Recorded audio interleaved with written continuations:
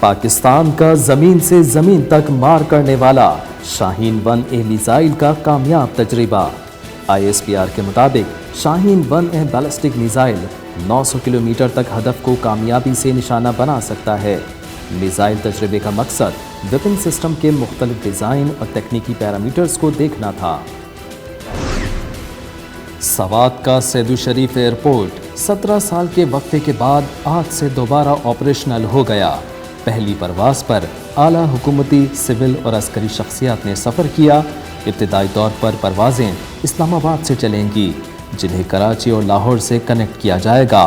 سیاحت کے فروغ کے لیے یہ پروازیں ہفتے میں 2 دن جمعہ اور سوموار کو چلائی جائیں گی۔ پیپلز پارٹی کے سینیٹر یوسف رضا گیلانی کو ایوان بالا سینٹ میں اپوزیشن لیڈر مقرر کر دیا گیا ہے۔ تقرری کا نوٹیفیکیشن سینٹ سیکریٹریٹ نے جاری کر دیا۔ پیپلز پارٹی نے اس پہ اختلاف کے لیے 30 سینیٹرز کے دستخط کے ساتھ درخواست جمع کرائی تھی۔ ملک میں 50 سال سے زائد عمر کے افراد کی کورونا ویکسینیشن کے لیے رجسٹریشن کا عمل شروع کرنے کا فیصلہ۔ رجسٹریشن کا عمل 30 مارچ سے شروع کیا جائے گا۔ وفاقی وزیر برائے منصوبہ بندی اسد عمر: ملک میں پہلے ہی 60 سال سے زائد عمر کے افراد کی رجسٹریشن کا عمل جاری ہے۔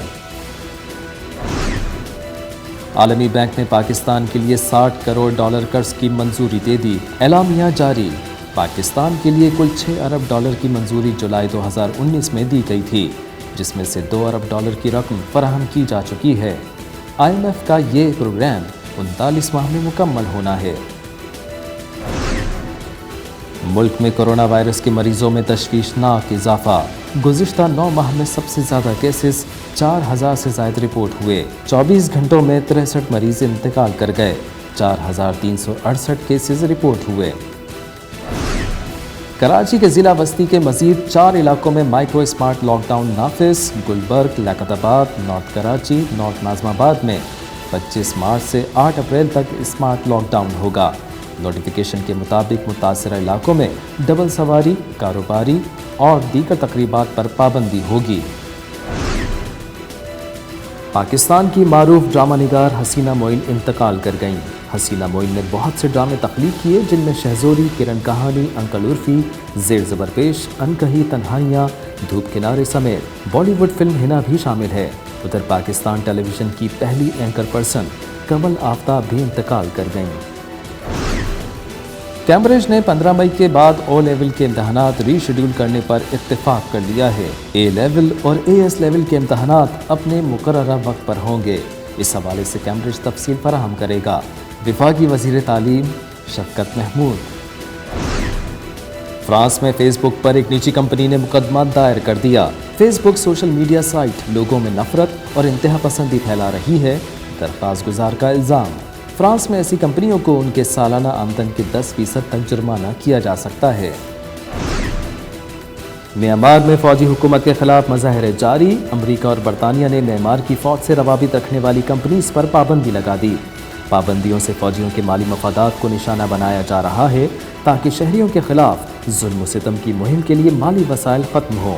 برطانوی سیکرٹری خارجہ: کراچی میں مہنگے داموں دودھ کی فروخت جاری۔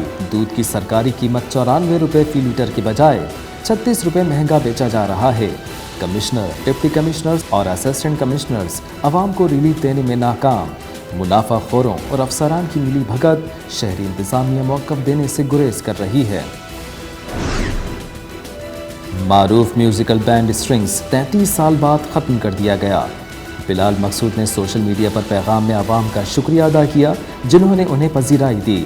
33 سال میں اسٹرنگز نے بے شمار گانے بنائے، جنہیں پاکستان سمیت پوری دنیا میں پذیرائی ملی۔ اور Pakistan white ball cricket squad جنوبی افریقہ روانہ ہو گیا۔ اسکواڈ میں 21 کھلاڑی اور 13 آفیشلز شامل ہیں۔ قومی کرکٹ ٹیم جنوبی افریقہ میں 3 ایک روزہ اور 4 T20 میچز کی سیریز کھیلے گی۔